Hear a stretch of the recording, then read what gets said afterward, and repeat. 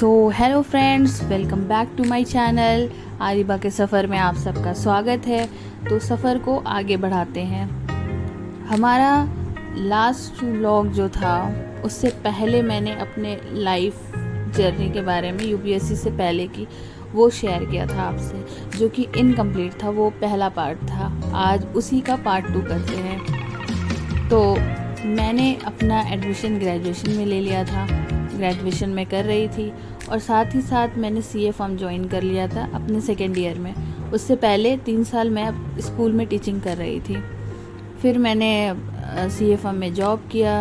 3-4 साल वहाँ पे जॉब करने के बाद 2019 में ही मेरा ग्रेजुएशन कंप्लीट हुआ था। और तभी मैंने 1-2 महीना में सोच लिया था। कुछ फैमिली से भी लोगों को लगता था अपनी बेटी को क्यों नहीं यूपीएससी का तैयारी करवाती हो, करवाओ, ये वो सुनते थे हम। तो मेरे को ऐसा लग रहा था कि बार बार इसी चीज़ से गुजर रहे हैं हम। कभी मम्मी बोलती आईएएस, कभी कोई बोलता है इसका तैयारी कराओ। आखिर है क्या? अगर बार बार मेरे को वहाँ पर से गुजर रहे तो क्या पता सच में वहाँ पे मेरे को जाना चाहिए, करना चाहिए। बार बार मेरे कान से होके गुजर रही थी ये बातें। मैंने इस एग्ज़ाम को जानने के लिए आगे प्रोसीड किया। इस एग्ज़ाम का सिलेबस क्या है, ये एग्ज़ाम क्या है, क्या देना पड़ता है एग्ज़ाम में, एंट्रेंस एग्ज़ाम होता है, किस तरीके से होता है, कितने स्टेजेस होते हैं, ये सब पता करना था मुझे। और मैं कर भी रही थी सीए फॉर्म में जॉब।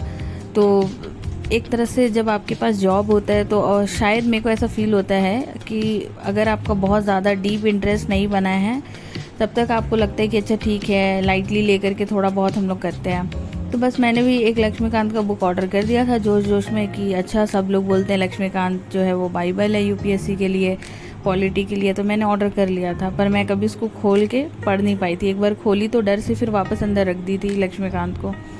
फिर मेरी एक फ्रेंड है, उसके थ्रू मुझे एक और फ्रेंड मिली। वो भी यूपीएससी के प्रिपरेशन के लिए सोच रही थी, उसे भी यही करना था। वो आसाम में रहती है और मैं रहती हूँ जमशेदपुर में। तो वो फ्रेंड, हम लोग के बीच में कॉमन फ्रेंड के थ्रू हम लोग दोनों की दोस्ती होती है। फिर तब तक मेरा था कि यूपीएससी करना है, पर बहुत ज़्यादा मैं फोकस होकर के इस डायरेक्शन पे नहीं सोच रही थी क्योंकि ऑलरेडी मैं जॉब पे थी। शायद ये रीज़न हो सकता है। फिर हम लोग दोनों ने बात करना चालू किया और हम लोग बहुत ज़्यादा डिस्कशन करते थे कॉल पे।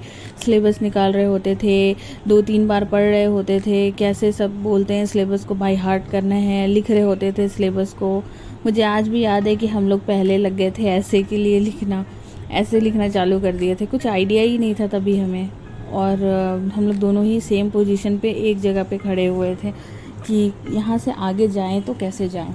तब यूट्यूब पे भी इतना ज़्यादा कुछ था नहीं। ये तो कोविड के बाद से बहुत ज़्यादा कुछ हम लोगों को मिलने लग गया, वरना उससे पहले इतने वीडियोस सब्जेक्ट वाइज नहीं होते थे। फिर ऐसे करके हम लोग का चल रहा था पढ़ाई। और मैं ऑफिस में रहती थी और दोनों हम लोग कॉल पे रहते थे। कभी कभी कॉल पे बात हो जाती थी कि अच्छा क्या पढ़ना है, क्या पढ़ना है। ऐसा था कि उस वक्त एनर्जी बहुत थी पर डायरेक्शन गलत था। मतलब गलत डायरेक्शन में हम लोग हार्ड वर्क कर रहे थे। फिर जब लॉकडाउन हो गया, लॉकडाउन के समय तक मैंने बुक नहीं लिया था, बस इस एग्ज़ाम को जान रही थी कि अच्छा सिलेबस क्या है। थोड़ा बहुत 1-2 बुक ऑर्डर किया था मैंने, जैसे मैंने पहले लक्ष्मीकांत आपको बताया, उस बहुत पहले ही ऑर्डर कर लिया था थोड़ा बहुत। मतलब फिर एथिक्स का बुक मैंने ऑर्डर कर लिया था, क्रॉनिकल वाला। फिर लॉकडाउन हो गया। लॉकडाउन होने के बाद थोड़ा सा मालूम की कि अच्छा एनसीईआरटी पढ़ना होता है, एनसीईआरटी, क्योंकि ऐसे भी 10th तक बहुत ज़्यादा खास कुछ याद था नहीं 10th का। फिर एनसीईआरटी के लिए भाग दौड़ हुआ। कहाँ से ले, अब तो सारे शॉप्स बंद हैं, कब खुलेंगे। कोविड में किसी को आइडिया नहीं था कब क्या होगा। जब थोड़ा सा छूट मिला तो थोड़े थोड़े देर के लिए बुक्स शॉप खुलते थे। मैं जहाँ कर रही थी जॉब, उसी के 2nd फ्लोर पे बुक शॉप था। तो मैं वहाँ गई, वहाँ पे जा कर के मैंने पूछा एनसीईआरटी बुक के बारे में। तो 2-3 बुक करके लिया मैंने वहाँ से। उससे पहले मैंने थोड़ा कुछ एनसीईआरटी का बुक मैंने दूसरी जगह से लेना शुरू किया। वहाँ बहुत उस वक्त छुप छुप के थोड़े बहुत दुकान खुल रहे थे, तो उस वक्त मैंने एनसीईआरटी की बुक वहाँ से लिया। फिर उसके बाद थोड़ा बहुत एनसीईआरटी मुझे जो वहाँ नहीं मिला, जब ऑफ़िस ओपन हुआ, जब ऑफ़िस में अलाउड हुआ कि ज़्यादा एम्प्लॉई नहीं काम करेंगे, 3-4 एम्प्लॉई आएंगे, तो उसमें मेरा भी हुआ कि मुझे भी आना है। और मेरा ऑफ़िस से बिल्कुल पास था घर, तो मैंने वहाँ से बुक वगैरह लिया। और मम्मी भी उस वक्त लॉकडाउन में, मम्मी और मेरी बहन यहाँ नहीं थी, वो लोग नानी घर में थे और तभी लॉकडाउन लग गया था। तो मैं, मेरे पापा और मेरे भाई रह गए थे यहाँ पे, और कुकिंग वगैरह मुझे ही करनी थी। और आपको पता है लॉकडाउन में सब लोग नए नए डिश भी ट्राई कर रहे थे, नया नया सीख भी रहे थे, तो मैं भी उसमें से थी। दिन भर बहुत सारा काम होता था, काम करके थक जाती थी, पर लास्ट में ऐसा एनर्जी था कि बस लगता था कि नहीं, बिना पढ़े तो नहीं सोना है। लास्ट में 2-3 घंटा ही सही मैं पढ़ती ज़रूर थी, कुछ भी।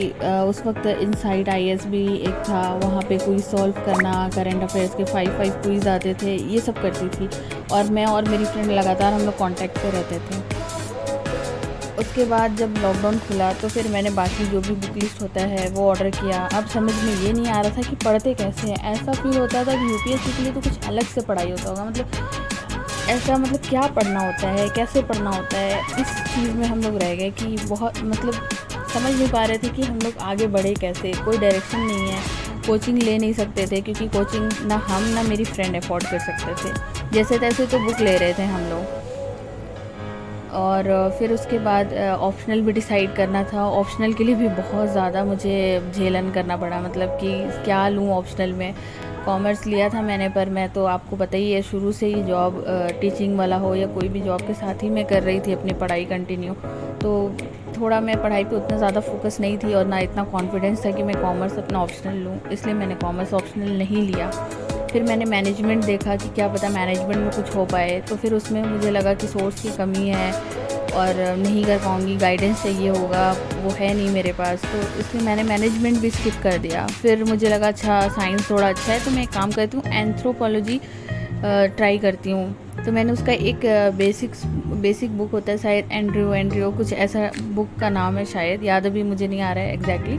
तो मैंने वो बेसिक बुक ख़रीद लिया, ब्लैक कलर का होता है। मैंने उसको थोड़ा बहुत पढ़ा, फिर मुझे लगा नहीं, ये मेरा कप ऑफ टी नहीं है, इसको हम पढ़ नहीं सकते इतना। और एंथ्रो के लिए भी मुझे ऐसा लग रहा था कि गाइडेंस चाहिए होगा और मैं अभी अफोर्ड कर नहीं सकती, तो ये भी एंथ्रो भी नहीं ले सकती मैं, तो मैंने एंथ्रो भी स्किप कर दिया। फिर सोचा कि PSIR लूँ, और मैंने अपना फर्स्ट अटेम्प्ट में पॉलिटिकल साइंस ही रखा था, पॉलिटिकल साइंस एंड IR। फिर मैंने पॉलिटिकल साइंस पढ़ना चालू किया। IR में तो इंटरेस्ट बराबर बन रहा था, पर पॉलिटिकल साइंस में जैसे JS मिल का थ्योरी, प्लेटो और ये सब दिमाग से जा रहा था। और मुझे लग रहा था मैं सुब्रमण्यम मैम से पढ़ाई करूं, पर मैं उनकी फ़ीस अफोर्ड नहीं कर सकती थी। तो मुझे लगा कि ठीक है, अभी के लिए स्टॉप करते हैं ऑप्शनल को, बाकी चीज़ पे ध्यान देते हैं। तो धीरे धीरे GS में चालू हुआ। मतलब स्टार्टिंग में ऐसा हो गया था लॉकडाउन के बाद से, जब मैराथन क्लासेस आते थे, ऑफिस से आने के बाद मैं पूरा मैराथन बैठ के देखती थी, 8 आवर्स का, 10 आवर्स का। स्लीपिंग साइकिल कम हो गया था, मतलब वो एनर्जी ही अलग थी, पर डायरेक्शन गलत था। वो कहते हैं ना कि अगर आप दीवार को धक्का मार रहे हैं तो आप मेहनत तो बहुत कर रहे हैं, पर वो हिलेगा तो नहीं बिल्कुल भी। तो आज के लिए स्टोरी यहीं तक रखते हैं, आगे फिर कल आपसे मिलेंगे एक नए व्लॉग में। अगर व्लॉग पसंद आया तो लाइक, शेयर एंड सब्सक्राइब ज़रूर करें। चाहतों की बारिश है, डूब चले हैं जिसमें मैं भी और तुम भी हल्के